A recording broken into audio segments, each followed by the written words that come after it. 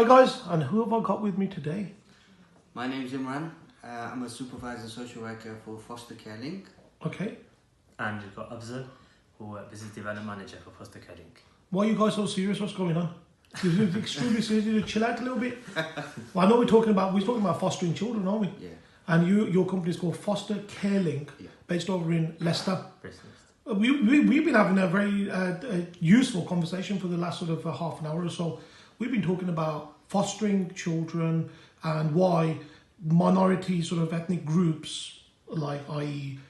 From the Pakistani background, Muslim background, Indian, Hindu, Sikh background, why they're very less on the sort of fostering scene, aren't they? You've got very less carers. What's this all about? First of all, why would somebody need to be a foster parent? What's the catch on that? Okay, so let me explain firstly what fostering is. So fostering is where a child is in need of caring. So the local authority will look for a family to place that foster child in. Yeah? Now, children come into care for many reasons, and that could be due to abuse, neglect, or parents being unable to care for children.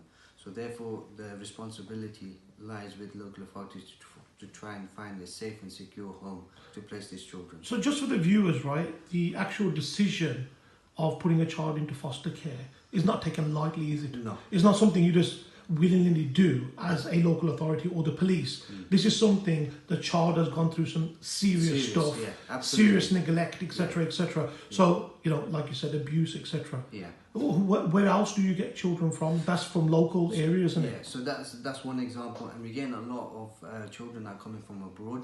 They're known as unaccompanied asylum-seeking children. Okay. So it's where they come into the UK illegally, via back of the lorry or boats, and they're unaccompanied. They're deemed to be children under 18.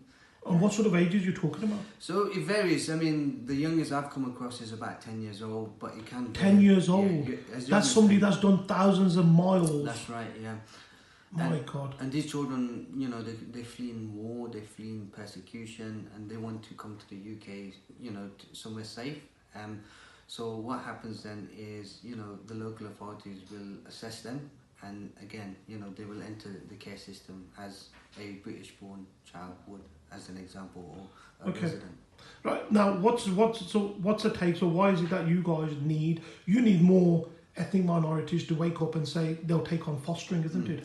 Because it's an important job to be done in society itself. Absolutely. I mean, Foster Care Link's been established, the Leicester branch has been established for 3 years now. We're a sub-office of the main office in London, which has been around for 14, 15 years. Now, Foster Care Link specialises within the ethnic minority specialist Muslim area, and the reason being is because... I mean, saying that, anybody can come to you, can't absolutely, yeah. We take applications from anyone, so you don't have to be Muslim, and only that, we don't just match with Muslim children, we also match with non-Muslim children. So I assume that your specialist subject is fostering of Muslim children, isn't it? Yeah. Which is fair enough, but just for the record, you guys take anybody and everybody. Anybody, and we also match with children that are not Muslim, as an example as well. So in terms of the reason why we've come to see you today is because obviously we understand... They just like our coffee, that's what it was. That's one reason. But seriously, I mean, in the Midlands itself, there's a massive need for foster carers to come forward. They estimate there's about 70,000 foster children in the care system, and nationally there's about approximately 10,000 shortage of foster carers. 10,000, that's a lot of shortage, yeah. So that's 10,000 potential children who are sitting around in sort of centres, etc., etc.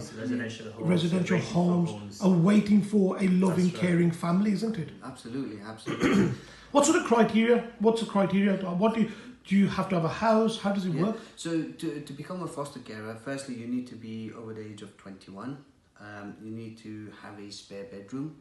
In terms of stability of the accommodation, it doesn't have to be privately owned. So, for example, it can be rented, it can be a council property, as long as we've got some sort of guarantee or some, stability that you're going to be living at that property for at least 2 years, as an example. That would satisfy, our processes. So, in a nutshell, what you're saying, it's not rocket science to be a foster parent. It's not. I mean, It's not very difficult as well. You get the full training. You'll be, as an agency, we will support you in terms of the training. With fostering, it can be challenging. And can you be a foster parent if you have children already? Yes. I mean, there's no reason why you can't, care for a foster child if you have your own children.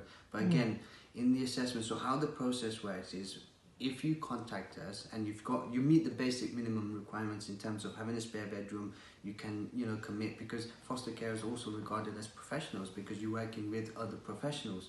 So therefore you will have to have some level of English speaking, also be able to record and also, understand what's being said in terms of the key messages, because within training, you will undergo safeguarding training as an example. So when children make disclosures, or if there's a concern, you need to obviously work in partnership with other agencies. And this is what local authority puts in place, safeguarding measures, obviously, to protect that child from further neglect, and that's the reason why they're there in the first place. Absolutely.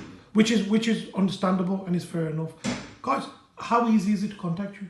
It's very easy. I mean, in terms of... We can put your details in the post anyway. Yeah. So in terms of the contact number, I don't know it off 0116 210 2248.